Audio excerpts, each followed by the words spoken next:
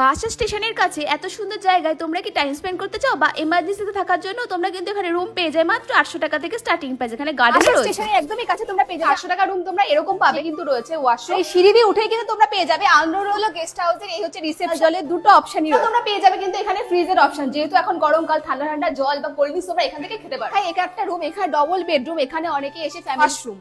এখানে কিন্তু রয়েছে একটা বড় ওয়ার্ড্রপ, তাছাড়া কিন্তু ফ্রি দেখতে পাচ্ছ বড় একটা রুফটপ, আর পাশেই রুম রয়েছে।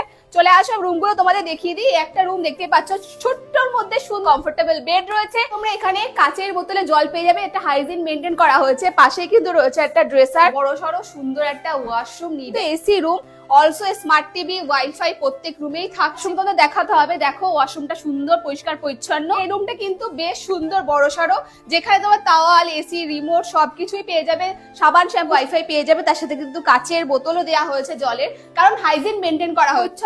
নতুন ওয়াশরুম দেখতেই পাচ্ছ।